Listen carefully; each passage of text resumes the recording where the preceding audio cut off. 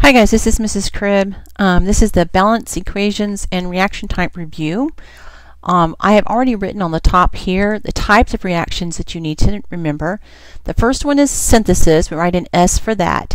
And that's when you have two things on the, remember this is the reactant side and this is the product side over here. We have two things on the reactant side and it adds together to create one product. That's easy. Then we have decomposition. So synthesis, we could also use the words like composition or combination, anything that just means putting stuff together. Decomposition is the opposite. We have one thing on the the reactant side, and it falls apart into pieces on the product side. So that's the decomposition type of reaction. Then we have single replacement. We use SR for that. We have a molecule here who has a positive ion and a negative ion of some sort. In class we talked about the positives were the girls, the negatives were the guys, and then they do have a single, one type of atom over here by itself and replaces one of the previous ions. And in this case it must be a negative because it pushes the other negative out of the way. See, it pushes the B all the way over here. So this is a single replacing the B. That's a single replacement reaction. You should end up with another molecule and another single on the product side of the reaction. Then we have a double replacement reaction, DR. That means you have to start off with two complete molecules. These molecules have a positive and a negative ion inside of them. It could be +1, +2, whatever, but you have a cation and a negative ion, and they just switch partners. This positive has to go with that negative, this positive has to go with that negative. So here we have, there's the positive and the negative, AD, and then the positive and the negative, CB. Notice the positive ions are listed first, and the negative ions are listed second on the product side of the equation. So that's a double replacement reaction.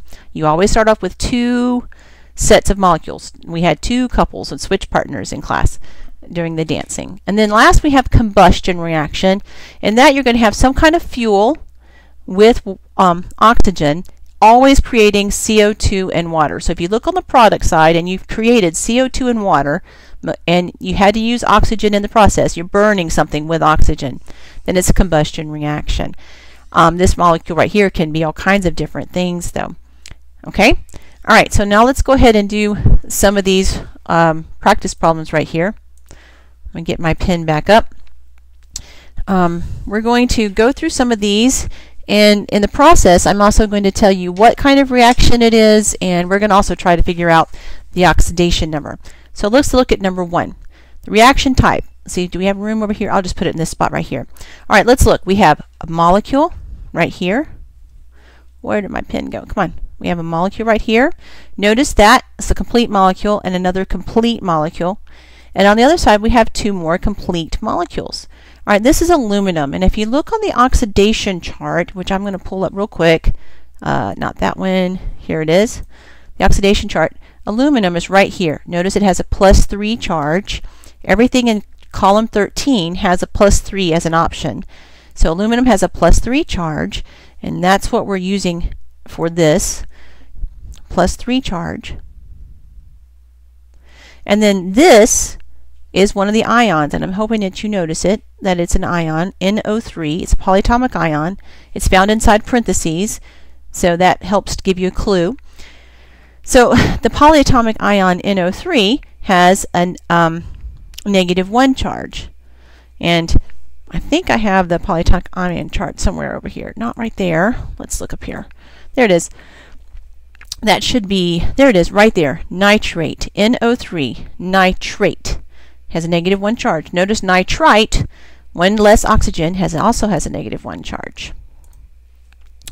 Alright, so there's the positive ion listed first and the negative ion listed second. And here, this is also an ion, and I'm just closing up the parentheses.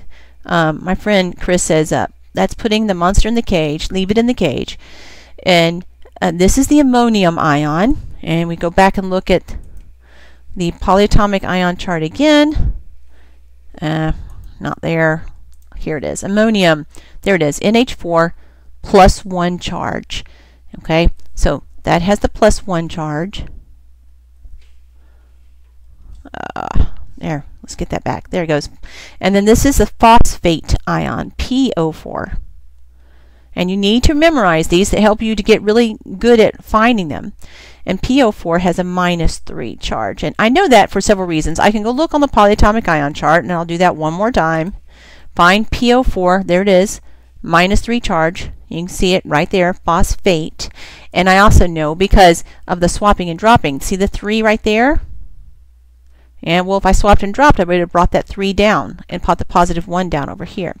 So notice we have a positive and a negative, a positive and a negative. That's what I have right here in the double replacement reaction, a positive and a negative, a positive and a negative. And then they switch partners on the other side. So this positive goes with this negative. So look, AlPO4. And this positive goes with this negative. So NH4NO3. All right, so I'm just showing you those charges to help you to visualize the fact that we have 2 complete molecules that form 2 complete molecules. This is still a +3 charge on this side, and PO4 still has a -3 charge, but since they already cancel each other out, I only needed 1 of each. Okay, this is a +1 charge, and NO3 is a -1 charge. And since they already cancel each other out, we don't need to swap them and drop them. Over here I had to swap and drop because a +3 and a -1 does not add up to 0. So I put the 1 down there and the 3 over here. And over here, same thing. This is a -3 and this is a +1. So I take the 1, bring it down to the PO4, and the -3 and bring it down, put the 3 down here. We don't ever take the negative sign, and bring it down to the ammonium ion. All right, now that we see that we have all that stuff going on, and I'm going to erase it all, and hopefully that will help you to see that this was a double replacement reaction. Okay, so I'm just going to put DR, double replacement, over here. That's the reaction type, a double replacement. All right, now we're going to balance this equation. And you have to show all of your work in order for it to get credit for it. So I'm going to list them. I have aluminum, and I'm going to keep the nitrates all together because they show up on the other side rather, as nitrate right there. It never breaks apart. So this is like keeping the monster in the cage. It's not as scary as it looks. Let me erase it just a little bit right there. Try to write that so you can see the NO3 a little bit better. Okay, so we have 1 aluminum, and on this side I also have 1 aluminum. On this side, remember this is the reactant side and these are the product side. There's the arrow, so we got to split it in half. On the reactant side I have 1 aluminum, and on the product side I have 1 aluminum. On the reactant side I have NO3s. I have 3 of them, and on the product side I have NO3s, but I have only 1 of them. Then I have this right here. This is an ammonium ion, and I have ammonium ions on the product side as well. So I have, on the reactant side, I have 3 ammonium ions, and on the product side I have 4 ammonium ions. And then on the reactant side I have PO4s. I have 1 PO4, and on the product side I have, here's a PO4 right there, 1 PO4.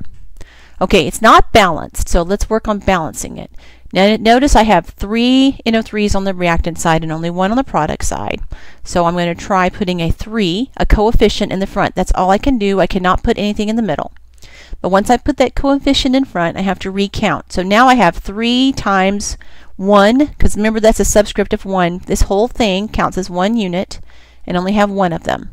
So 3 times 1 of those. So now I have 3 ammoniums on this side. Not 4. I don't know why I put 4 over here. There was only 1 initially. I'm going to erase that and put a 1. There's only 1 ammonium right there. So now instead of 1 ammonium, I now have 3 of them. And I also have 3 NO3s. Okay, well that looks like that's all I needed to do to balance the equation. Because I have 1, now let's just double check, I'll use a different one. We have 1 aluminum, 1 aluminum. NO3s, I have 3 NO3s on this side. And now I have 3 NO3s on the product side.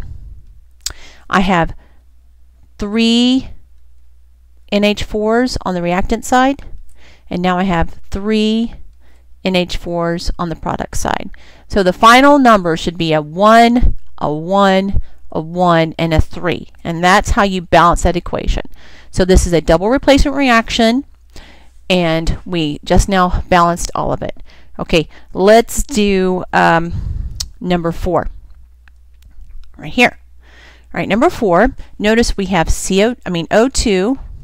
CO creates whatever, we have a molecule right here with O2, and it creates CO2 and water. Okay, well, what's the one that creates CO2 and water and has O2 in it? This is a combustion reaction. So the reaction type is a combustion reaction. It's burning in oxygen. I think this is ethanol. Methane, ethane, yeah, ethanol. All right, so now we just have to balance it all out. Carbon, hydrogen, oxygen. Count them all. We have to start off with 2 carbons right there. So 2 carbons on the product side, the reactant side. Remember, this side is the reactant side, and this side is the product side. 2 carbons on the reactant side, 1 on the product side. Hydrogens, we have 4 hydrogens on the reactant side, and only 2 on the product side.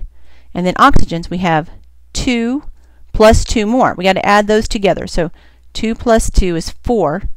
4 oxygens on the reactant side.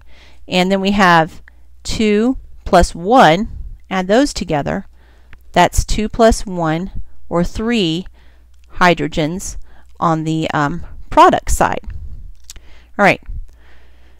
So now we got to go about balancing it. One key to balancing combustion reactions is to try to make the hydrogens divisible by 4. Divisible by 4. So this hydrogen over here is already divisible by 4, but this one is not. We only have 2 hydrogens.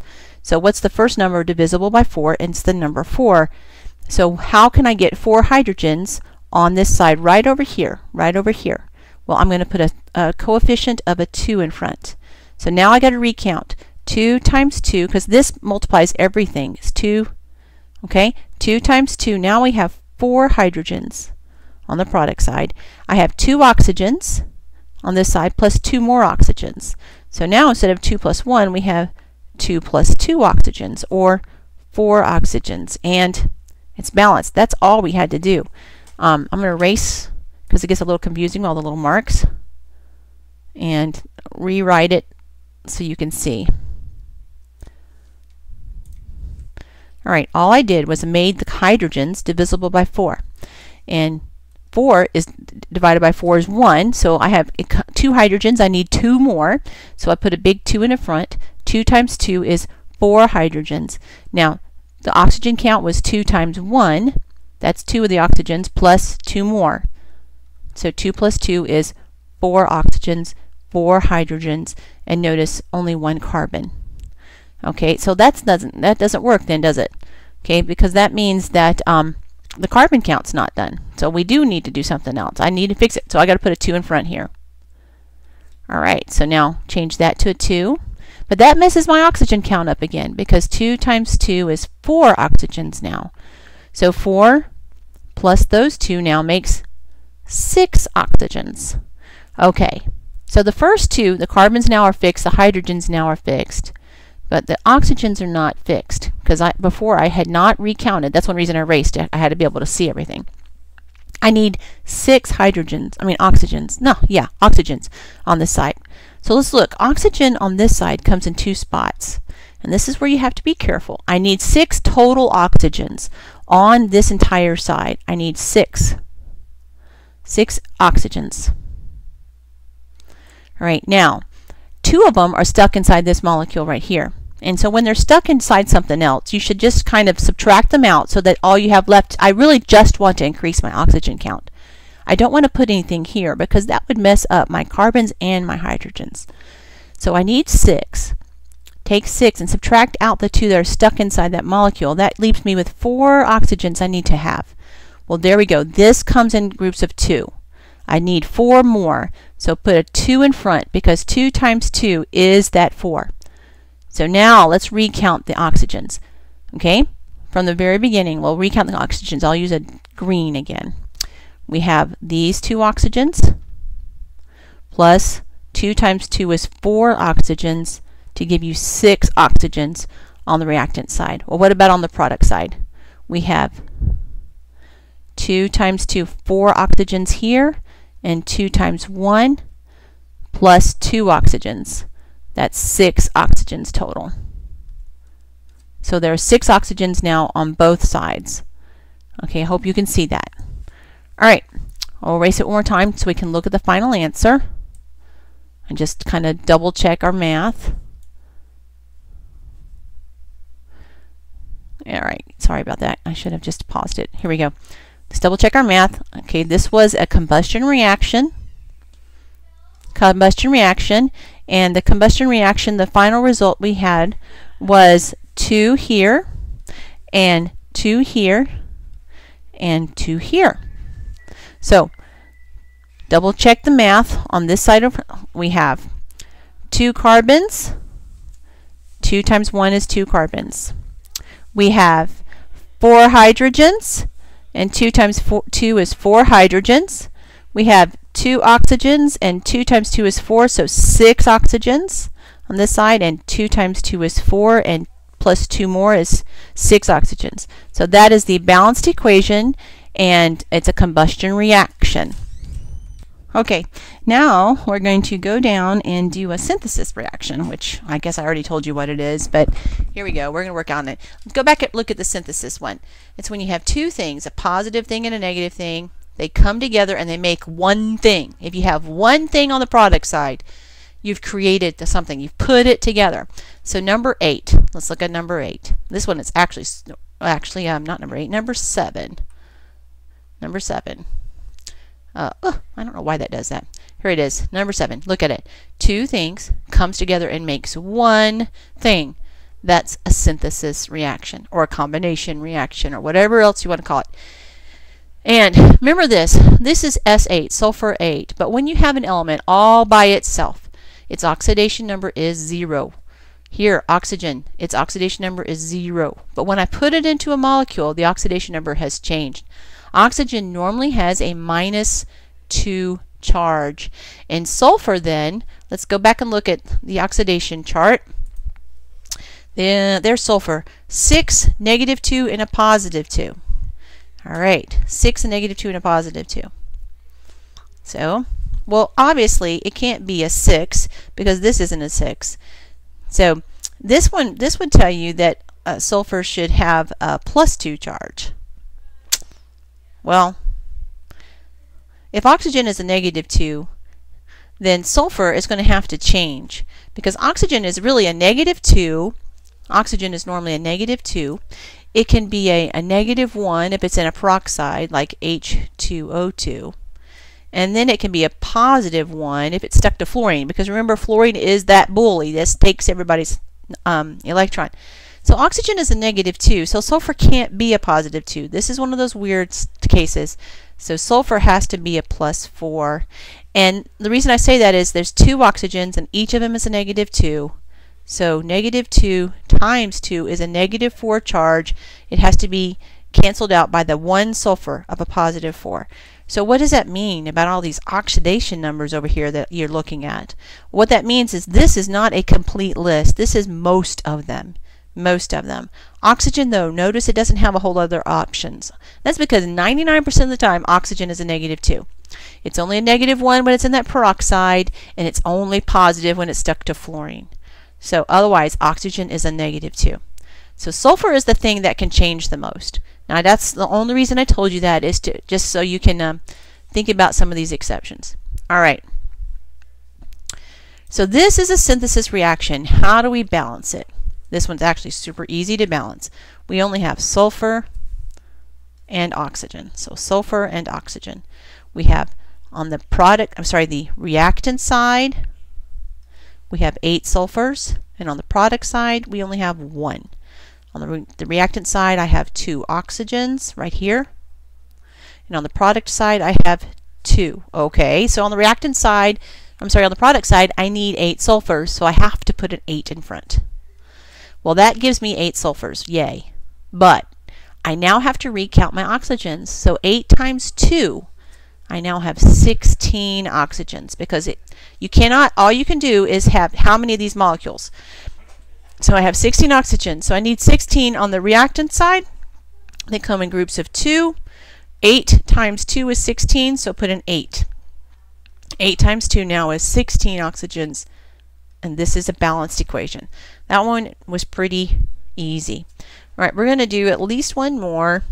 We'll go down to number 13. Number 13, here it is.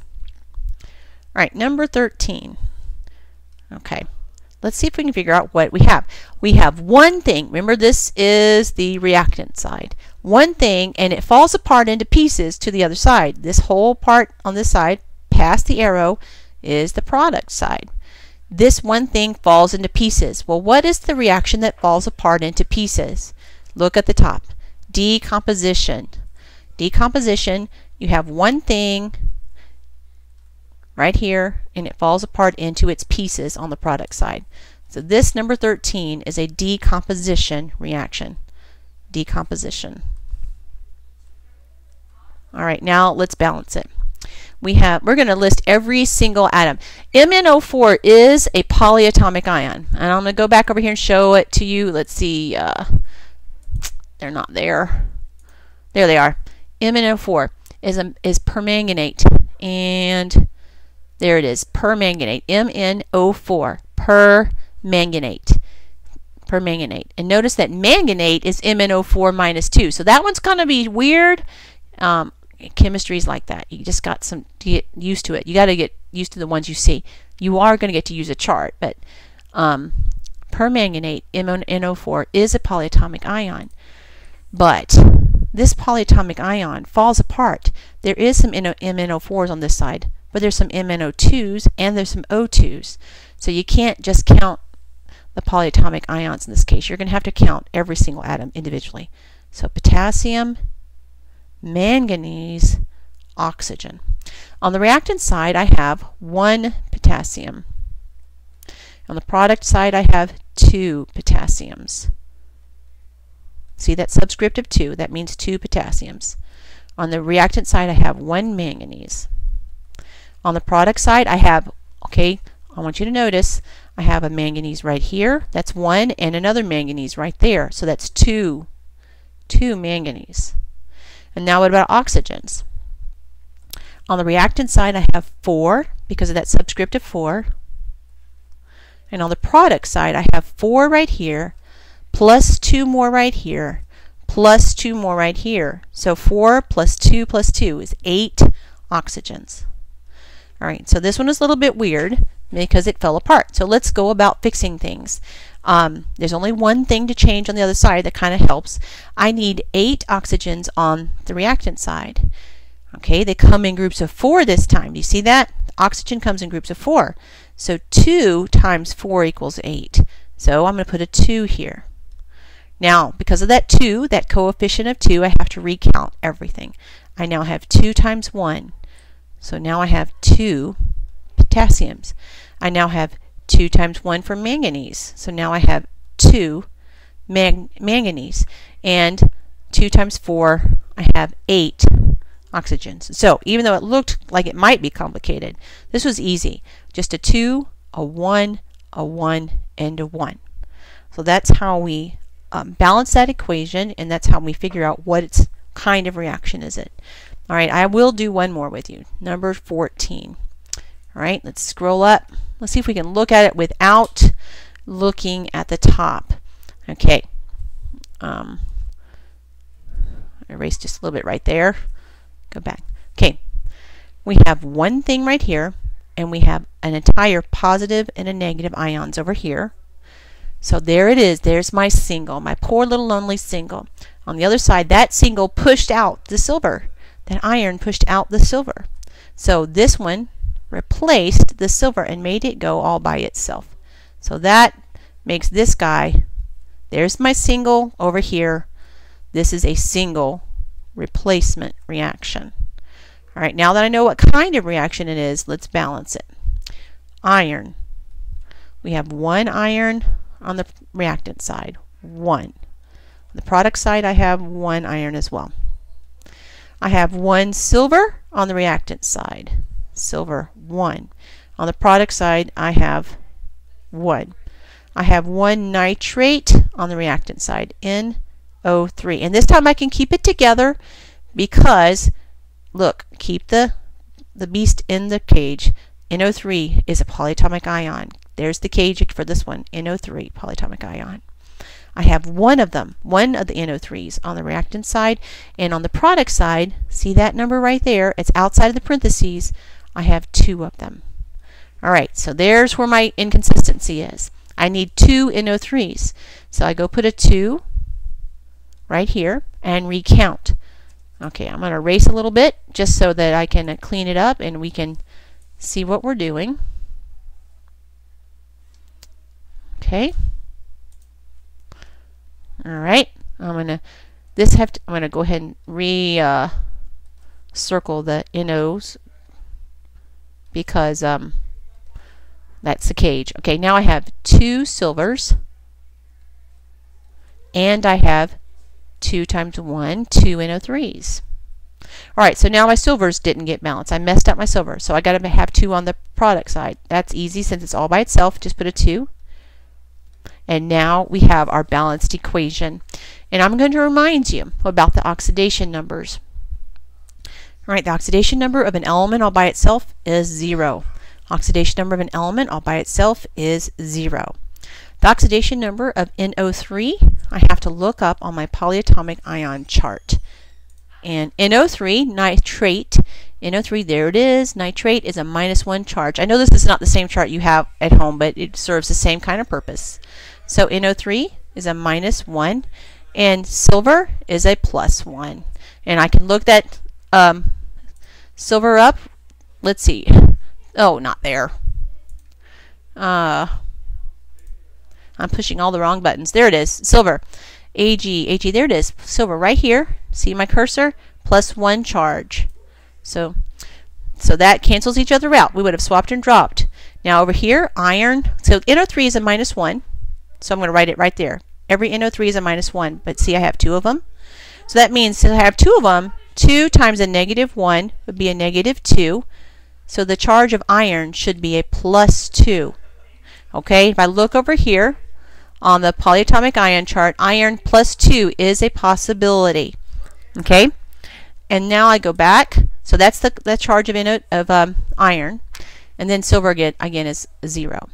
Okay, I hope this helps you with review. We will do more in class, and of course there's tutoring options, and you can also always go to YouTube and try to figure out, put in balance equations, and they'll pull up a million different videos for you, or types of reactions, or even oxidation numbers, and all those things should help you. Okay, well, good luck, and I'll see you in class.